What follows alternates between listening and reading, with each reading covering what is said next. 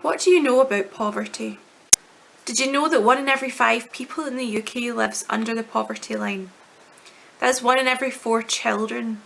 Since the introduction of sanctions in October 2012, more and more people find themselves unable to live day to day with what little money they have. Looking around, it's clear to see that the country is falling into poverty and into disrepair. More and more people find themselves unable to buy even the basics such as food for their family. As a result of this poverty, more and more people find themselves needing to use a food bank. Some have no idea what to expect when they go in there. In fact, most will have no idea what to expect.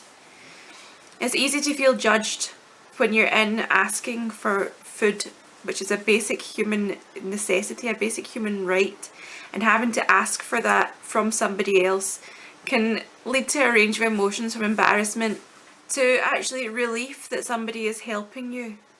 And so I just wanted in this video to show you around what a food bank looks like and the kind of thing that you would expect to be asked when you go there for the first time.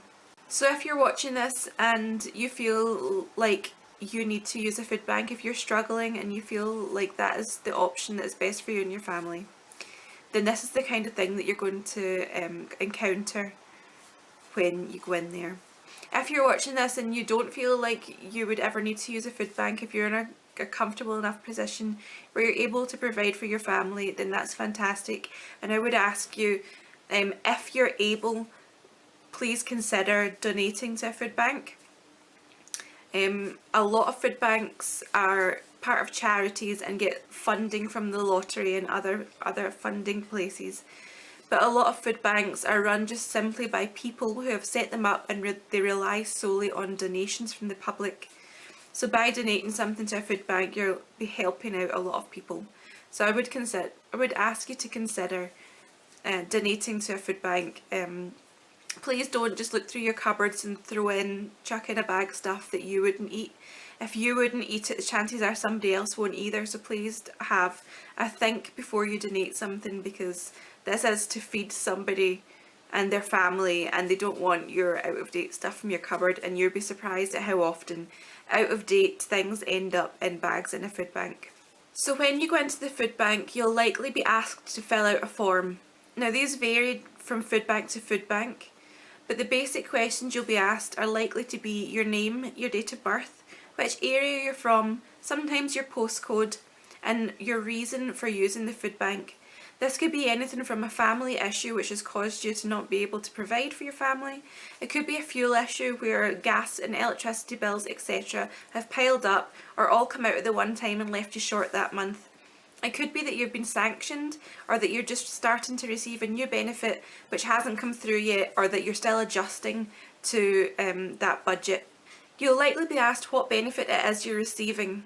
You might be working, and that's okay too. Let somebody know that you are working. 63% of children who live in poverty are in a family where somebody does work.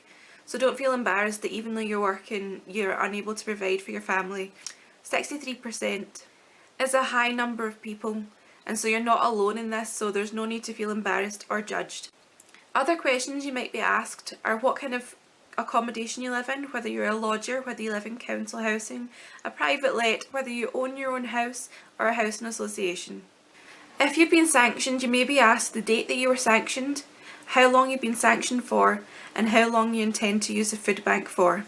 Usually this is just a rough number, and by no means will the food bank stop providing you with food at the end of the time that you stated. If you say you need the food bank for 4 to 6 weeks and you still need it after a 7th week, then just fill out another form. You'll likely need to fill out a form every time you go to the food bank, just for their records, and this information that you give them is unlikely to be shared by anybody else other than those working within the food bank. It's just data collection so that they know exactly who they're providing for, and if there's any mental health issues or disabilities among the people who come in, so that they can recognise any areas in which they can provide further help. Another thing you may be asked is if you have any health issues or mental health issues. These can include addictions to drugs or alcohol. You may be asked if you've been in prison or if you are ex-services. Another thing you may be asked is if you're in contact with the Citizens Advice Bureau, Welfare Rights or any other organisation who can help you out. If you're not in contact with any of these, the food bank should be able to refer you. Finally, you'll be asked how many are in your family, including any children, so that the food bank knows exactly how much food to give you. Usually after you've finished completing your form, you'll be handed your bags of food. These usually include tins of meats, vegetables, some sort of pasta and sauce. Is usually enough to provide 3 meals for 3 days. You may be provided with sanitary products if you need them, and some food banks may have nappies and formula milk on hand if you have a young child. So these are the kind of things you'll be asked, and that's the basic food that you'll be given when you go into a food bank. Obviously it varies from food bank to food bank. I can only speak for the one in our local area. I hope this video has been helpful for you.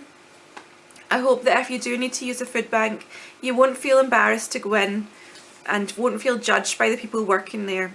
Everybody's there to help and nobody's there to judge you. I hope this is informative and helpful, and I wish everybody all the best. See you next time. Bye.